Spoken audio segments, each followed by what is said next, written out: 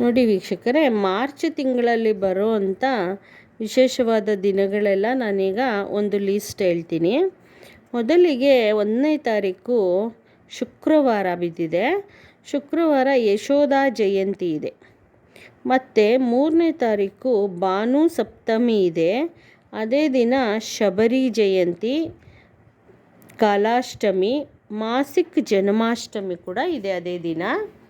ಮತ್ತು 4ನೇ ತಾರೀಕು ಜಾನಕಿ ಜಯಂತಿ,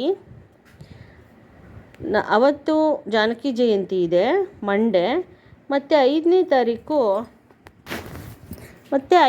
ತಾರೀಕು ಮಹರ್ಷಿ ದಯಾನಂದ ಸರಸ್ವತಿ ಜಯಂತಿ ಇದೆ. 6ನೇ ತಾರೀಕು ವಿಜಯ ಏಕಾದಶಿ ಇದೆ. 7ನೇ ತಾರೀಕು ವೈಷ್ಣವ ವಿಜಯ ಏಕಾದಶಿ. 8ನೇ ತಾರೀಕು ಮಹಾಶಿವರಾತ್ರಿ ಇದೆ. ಮತ್ತು ಇಂಟರ್ನ್ಯಾಷನಲ್ ವುಮೆನ್ಸ್ ಡೇ ಅವತ್ತೇ 8ನೇ ತಾರೀಕು. ಅನಂತರ ಪ್ರದೋಷಾರತ್, ಅದಾದ ಮೇಲೆ ಮಾಸಿಕ ಶಿವರಾತ್ರಿ. ಇದು ಇಷ್ಟು 8ನೇ ತಾರೀಕೇ ಇದೆ. ಮತ್ತು 10ನೇ ತಾರೀಕು ದರ್ಶ ಅಮಾವಾಸ್ಯೆ ಇದೆ ಅವತ್ತು. ಮತ್ತು ಅನ್ವರ್ಧನ ಇದೆ, ಮಘ ಅಮಾವಾಸ್ಯೆ ಇದೆ. 11ನೇ ತಾರೀಕು ಫಾಲ್ಗುಣಿ ಫಾಲ್ಗುಣಿ ಇದೆ ಅವತ್ತು. ಮತ್ತು ಈಸ್ಟಿ ಇದೆ, ಚಂದ್ರ ದರ್ಶನ ಇದೆ. 12ನೇ ತಾರೀಕು ಪುಲ್ಹೇರಾ ದೋಜ್ ಅದು ಒಂದು ಹಬ್ಬ. ಅವತ್ತು ಟ್ಯೂಸ್ಡೇ ಅಂದರೆ ಮಂಗಳವಾರ ಇದೆ. ಮತ್ತು ಅವತ್ತೇ ಕೂಡ ರಾಮಕೃಷ್ಣ ಜಯಂತಿ ಇದೆ. 13ನೇ ತಾರೀಕು ವಿನಾಯಕ ಚತುರ್ಥಿ. 14ನೇ ತಾರೀಕು ಮಾಸಿಕ ಕಾರ್ತಿಕೇಯ ಇದೆ. ಅವತ್ತೇ ಮೀನ ಸಂಕ್ರಾಂತಿ ಇದೆ.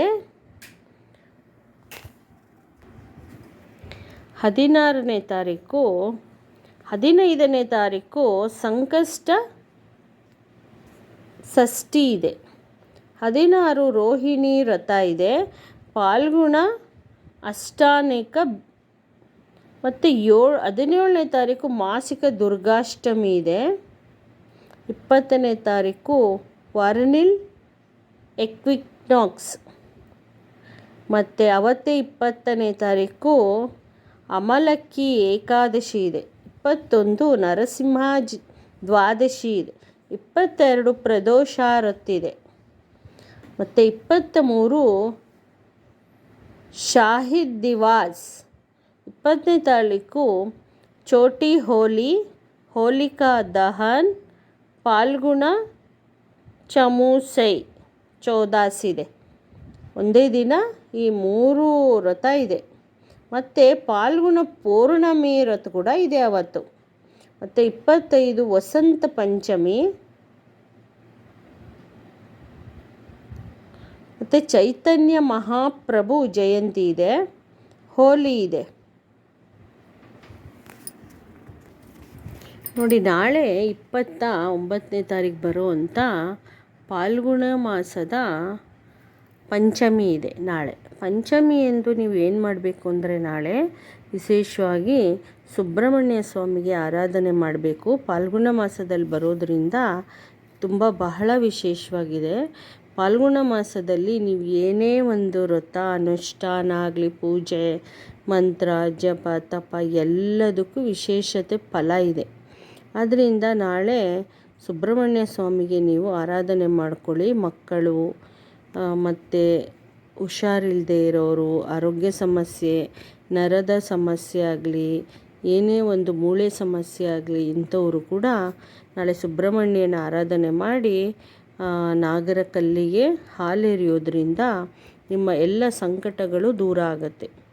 ಸುಬ್ರಹ್ಮಣ್ಯ ಮತ್ತು ಗಣೇಶನ ಸಹೋದರ. ಆದ್ದರಿಂದ ಚತುರ್ಥಿ, ಸಂಕಷ್ಟ ಚತುರ್ಥಿ ಆದ ಮರುದಿನ ಬರುವಂಥದ್ದೇ ಸುಬ್ರಹ್ಮಣ್ಯ ಪಂಚಮಿ ಹಾಗೂ ಷಷ್ಠಿ ಬರುತ್ತೆ. 2 ದಿನ ಸುಬ್ರಹ್ಮಣ್ಯನ ಆರಾಧನೆ ಮಾಡಿ. ಮತ್ತು ನಿಮ್ಮ ಮನೇಲಿ ಏನೇ ತೊಂದರೆ ಆಗಿರ್ಬೋದು, ಏನೇ ಆಗಿರ್ಬೋದು, ಅದೆಲ್ಲ ಸಾಲ್ವ್ ಆಗುತ್ತೆ. ಮತ್ತು ನೀವು ನಾಳೆ ಹುತ್ತಕ್ಕೆ ಹಾಲೆರೆಯೋದ್ರಿಂದ, ನಾಗಪ್ಪನಿಗೆ ಹಾಲೆರೆಯೋದ್ರಿಂದ ತುಂಬ ಒಳ್ಳೆಯದಾಗುತ್ತೆ. ಹುತ್ತಕ್ಕೆ ಹಾಲೆರೆದು ನೀವು ಬರುವಾಗ ಆ ಹುತ್ತದ ಮಣ್ಣು ತಗೊಂಡು ಯಾರಿಗೆ ಹುಷಾರಿರೋದಿಲ್ಲ ಅಂಥವರು ಹಣೆಗೆ ತಿಲಕವಾಗಿ ಧರಿಸ್ಬೇಕು. ಮತ್ತು ಹುತ್ತಕ್ಕೆ ಫಸ್ಟು ನೀರು ಹಾಕಬೇಕು, ಅನಂತರ ಹಾಲು ಎರಿಬೇಕು. ಈ ರೀತಿ ಮಾಡಿಬಿಟ್ಟು ಪ್ರಸಾದನ ಹುತ್ತದನ್ನು ತಗೊಂಡು ಬಂದು ನೀವು ಹಣೆಗೆ ತಿಲಕವಾಗಿ ಧರಿಸಿ ನಿಮ್ಮ ಆರೋಗ್ಯ ಎಲ್ಲ ಸುಧಾರಿಸತ್ತೆ ಮತ್ತು ಎಲ್ಲ ಒಳ್ಳೆಯದಾಗತ್ತೆ. ಮತ್ತು ನೋಡಿ ವೀಕ್ಷಕರೇ, ನಾನು ನೆಕ್ಸ್ಟ್ ವಿಡಿಯೋಲಿ ಸಿಗ್ತೀನಿ ನಿಮಗೆ ಒಂದು ವಿಶೇಷವಾದ ಮಂತ್ರ, ಸುಬ್ರಹ್ಮಣ್ಯ ಸ್ವಾಮಿಯ ಮಂತ್ರದೊಂದಿಗೆ ನಾನು ನಿಮ್ಮನ್ನು ಭೇಟಿ ಮಾಡ್ತೀನಿ. ನನ್ನ ಚಾನಲ್ನ ಸಬ್ಸ್ಕ್ರೈಬ್ ಮಾಡಿ. ನಿಮಗೆಲ್ಲ ಒಳ್ಳೆಯದಾಗಲಿ.